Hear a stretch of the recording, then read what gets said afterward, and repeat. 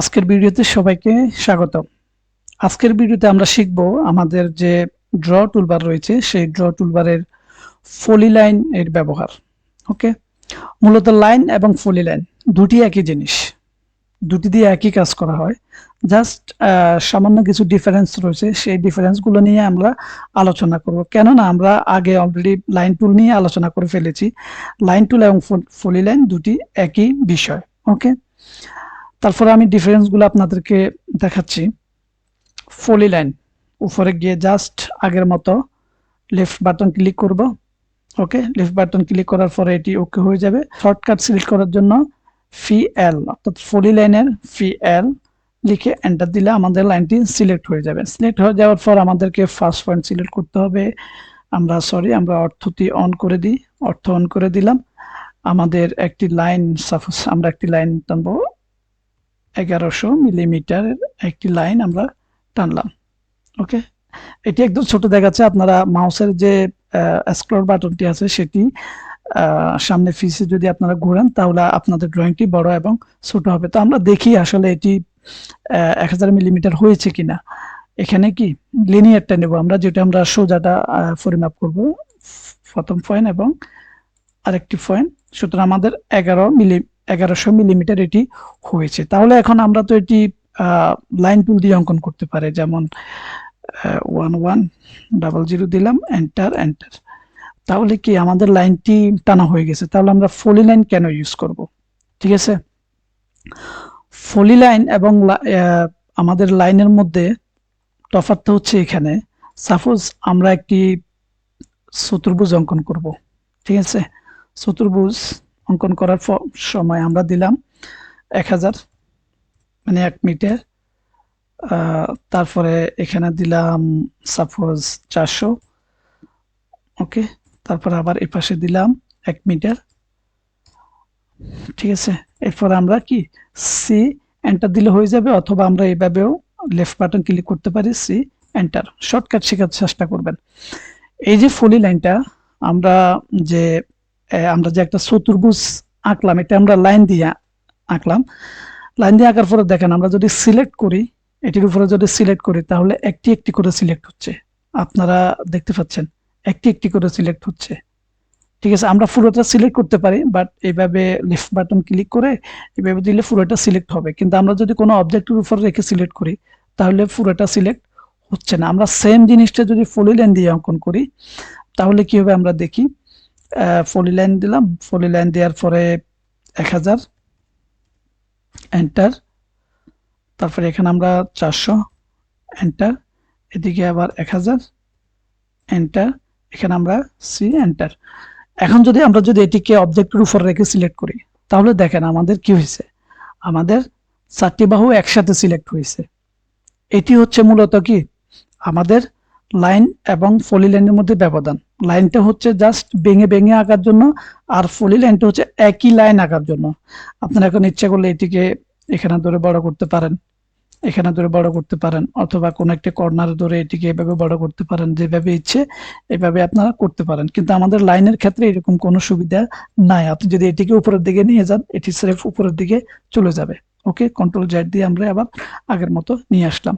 এগুলাকে ডিলিট করার জন্য কি করতে হবে, সিলেক্ট করে এখানে ইরেজে দিতে হবে, অথবা সিলেক্ট করে ই এন্টার, অথবা কি সিলেক্ট করে ডি, ঠিক আছে, অথবা সিলেক্ট করে মাউসের রাইট বাটন ক্লিক করলে ইরেজ। আপনি যেভাবে ইচ্ছে সেভাবে করতে পারেন, সমস্যা নেই। এখন আমরা লাইন এবং পলিলাইনের আরেকটি পার্থক্য দেখব। সাপোজ আমাদের এখানে এটি আমার একটি লাইট আর এটি আমার একটি ডিবি। এটি আমাদের একটি দেয়াল আছে, দেয়ালের কারণে আমরা আমাদের এই লাইনটিকে একটু দূর দিয়ে কি আমাদের ডিবিতে নিয়ে আসবো। আমরা আমাদের ডিবিতে নিয়ে আসলাম। সেম লাইন যদি আমাদের লাইন টুল দিয়ে নিয়ে আসি তাহলে কি হয়, এখান থেকে লাইন দিলাম, এখান থেকে বাঁকাতারা হলে সমস্যা, আমরা দেখার জন্য এটি করতেছি। বাঁকাতারা তেমন একটা বিষয় না। দিলাম। দেওয়ার পর আমাকে বলা হলো যে এই যে আমি একটি এখান থেকে এখানে যে তারটা নিলাম এই তারটির দৈর্ঘ্য কত, তার লম্বা কতটুকু হবে এটা আমাকে বলার জন্য বলতেছে। তো আমি কি করব, লাইনটা এই অবস্থা সিলেক্ট অবস্থায় আমাদের কিবোর্ড থেকে এলআই দিব, এলআই দিয়ে এন্টার দেব।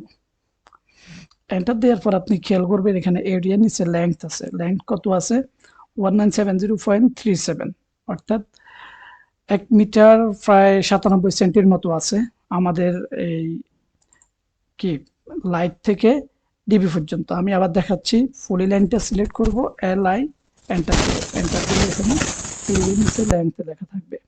ওকে, তো সেম কাজটা যদি লাইন দিয়ে করি, যদি যে লাইন যেটি আছে এটি যদি আমি করি, প্রথমে সমস্যা হচ্ছে আমি যখন সিলেক্ট করব তখন কি শুধু একটা লাইন সিলেক্ট হয়েছে। আমরা এল আই এন্টার,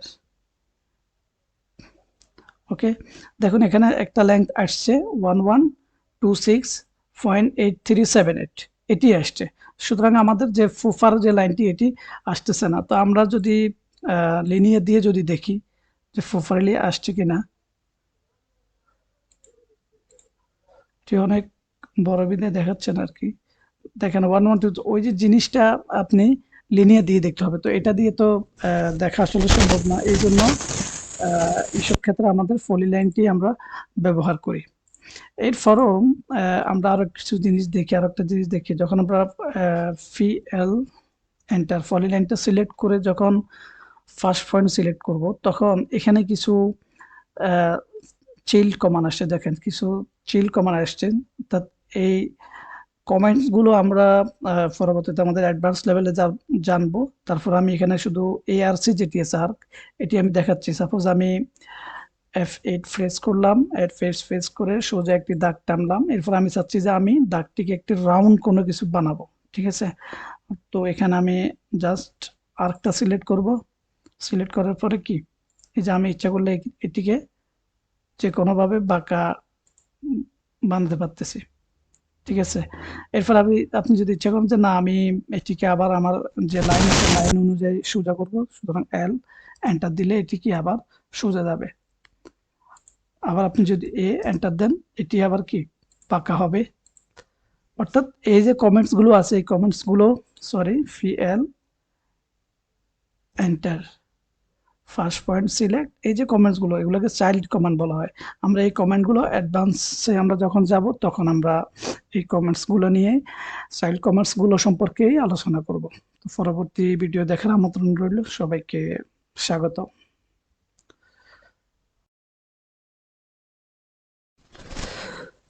এখন আমরা লাইন এবং পলি লাইনের আরেকটি পার্থক্য দেখব। সাপোজ আমাদের এখানে এটি আমার একটি লাইট আর এটি আমার একটি ডিবি, এটি আমাদের একটি দেয়াল আছে। এই দেয়ালের কারণে আমরা আমাদের এই লাইনটিকে একটু দূর দিয়ে কি আমাদের ডিবিতে নিয়ে আসবো, আমরা আমাদের ডিবিতে নিয়ে আসলাম। সেম লাইন যদি আমাদের লাইন টুল দিয়ে নিয়ে আসি তাহলে কি হয়, এখান থেকে লাইন দিলাম, এখান থেকে বাঁকা তারা হলে সমস্যা, আমরা দেখার জন্য এটি করতেছি, বাঁকা তারা তেমন একটা বিষয় না। দিলাম, দেওয়ার পর আমাকে বলা হলো যে এই যে আমি একটি এখান থেকে এখানে যে তারটা নিলাম এই তারটির দৈর্ঘ্য কত, তার লম্বা কতটুকু হবে এটা আমাকে বলার জন্য বলতেছে। তো আমি কি করব, লাইনটা এই অবস্থা সিলেক্ট অবস্থায় আমাদের কিবোর্ড থেকে এলআই দিব, এলআই দিয়ে এন্টার দেব।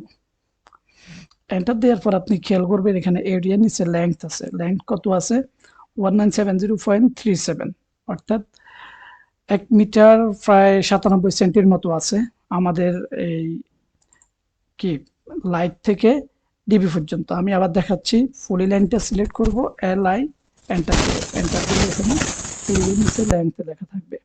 ওকে, তো সেম কাজটা যদি লাইন দিয়ে করি, যদি যে লাইন যেটি আছে এটি যদি আমি করি, প্রথমে সমস্যা হচ্ছে আমি যখন সিলেক্ট করব তখন কি শুধু একটা লাইন সিলেক্ট হয়েছে। ওকে, আমি যদি এটাকে যদি এলআই এন্টার দিই তাহলে দেখুন কিরকম আসছে। ওকে, এখানে লাইনটি সঠিকভাবে আসতেছে না। আমরা এল আই এন্টার, ওকে, দেখুন এখানে একটা লেংথ আসছে 1126.8378, এটি আসছে। সুতরাং আমাদের যে ফুফার যে লাইনটি এটি আসতেছে না। তো আমরা যদি লিনিয়ার দিয়ে যদি দেখি যে ফুফারলি আসছে কিনা, অনেক বড় বিধে দেখাচ্ছেন আর কি। দেখেন 1 1 2 ওই যে জিনিসটা আপনি লিনিয়ার দিয়ে দেখতে হবে, তো এটা দিয়ে তো দেখা আসলে সম্ভব না। এই জন্য এইসব ক্ষেত্রে আমাদের পলিলাইনটি আমরা ব্যবহার করি।